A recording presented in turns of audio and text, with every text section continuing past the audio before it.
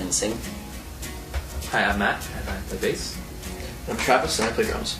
So we have a fourth member. His name is Patrick Usari. He's cutting cheese right now. Yeah. Literally. He works at Whole Foods. He cuts cheese. He's our illustrious guitar player. Yes. So how would you guys describe your sound? We sort of call it indie rock. We have a bunch of songs that probably would be classified as like alt country songs. We have a couple of kind of dancey rock songs. Some other, I guess we have the one kind of radio ballad. So it's kind of a diverse mix of stuff, and we really just kind of play music that we like, and we're not so worried about, specifically trying to Fit into a it. genre. So what are your influences? For me, it goes from anywhere from Fleetwood Mac to Modest Mouse. You won't really hear this, but I've been listening to lots of Electric Period, Miles Davis. I got the Miles Davis and a Silent Way box set, so I've been listening to that a lot. I like Modest Mouse and the Decembers, kind of how they bend styles. And they do a good job of like telling stories and like creating atmospheres and stuff like that that I find really interesting. So I pretty much, went through the whole set of musical phases. I think I started out listening to really terrible kind of adult contemporary radio pop, moved over to hair metal, down to the goth industrial. How does the Truth Will Catch You Just Wait differ from Her Brilliant 15? Her Brilliant 15, I think, was very much a studio project for Mike to begin with, and so in this go around, it was more collaborative of arranging and the four of us sitting in a room before we went in to make the record and really just hashing out parts and spending months figuring out what we really wanted to do. There's certainly a more musical cohesiveness between like arrangement, and then we just we had some some friends who were really talented musicians, and we had them fill in here or there where it made sense. I think sonically it's it's a bigger record. It sounds bigger. It sounds, the songs are much more intense, I think, in most places.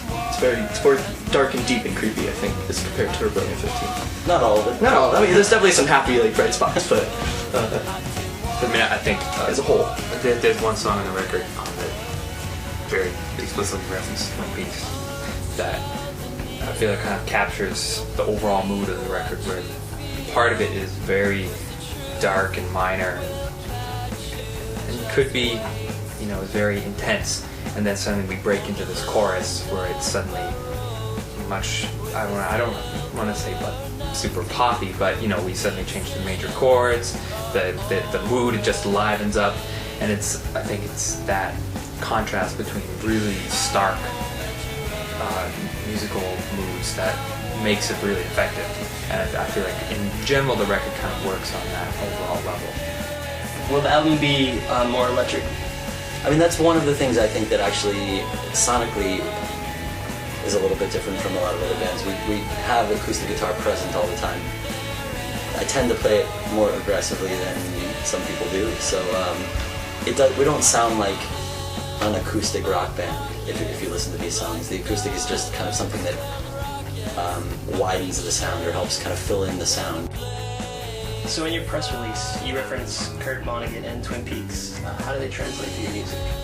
I'm a big fan of Kurt Vonnegut's writing because of the way he approaches narrative. So in most of the Kurt Vonnegut stories, there's not really a straightforward structure. Generally, at the beginning, he kind of tells you what the whole story is about. He tells you what's going to happen at the end. He tells you what's going to happen in the middle. And then it's sort of what you're interested in is not what's going to happen next, but how it happens, or what kind of things come together to cause these things to happen. And so I like the idea that narrative can be really about weaving the spaces in between the actual plot events. I think that Twin Peaks is really about accepting one's fate and going through the struggle of resisting dealing with fate. But I think really what he was dealing with was, in that story arc, Laura Palmer basically accepting her fate that she had to die at the end. And so in a way she kind of gives up and accepts that that is the next step that she has to take. And that's hopefully without ruining too much for you. So I think the album, a lot of the concepts in the album are about fate and about things that are outside of one's control and accepting those things. So. How does the new album deal with fate? And is it viewed pessimistically? I think a lot of at least in the early portions of the songs, fate is viewed pessimistically. I think that's generally, there's some sort of despair or difficulty in dealing with whatever the situation is. But I think that there's always some hope and acceptance with that. Is The Truth more satire or more serious? I mean, there certainly is some element of satire and everything, and I think that's one thing that's present all the time, is that sometimes there are even lines in songs that some people think are really sad and awful and some people think are really funny. And that's been a recurrent theme in songs I've written, and I'm never sure whether it matters what I intended. The experience that somebody has may be different from what I intended. I may be writing something seriously and somebody else may find that humorous, and that's okay with me. I've come to accept that as a piece of it. But there's always an element of satire, I think, in everything. Even in the songs that are kind of dark and heavy. I don't think we take any of it as direly serious. I don't think we're not in a sad goth rock band or anything like that. Even negative things are not really meant to be so overwhelmingly negative. They're not meant to spread despair through the world. You mentioned narrative. Are your songs mostly narrative or more like poem? In my mind, there are some plot elements, but I don't think they're ever mentioned in the song. So it's kind of that Kurt Vonnegut thing. I'm trying to write in the spaces between those events, and it's not important that you know what those events are. I think I prefer to leave it open so that you can kind of build your own story out of the things in between. For our artwork and all of our visual presentations that aren't like off-the-cuff photos, that's certainly something that we attempt to really do. Like, we always try to make our photos kind of have some type of narrative arc where there's something more than just like us standing there, but it's trying to tell a story, and it leaves a little bit up to the viewer to try to kind of figure that out, and whether that relates to the songs or it doesn't or whatever.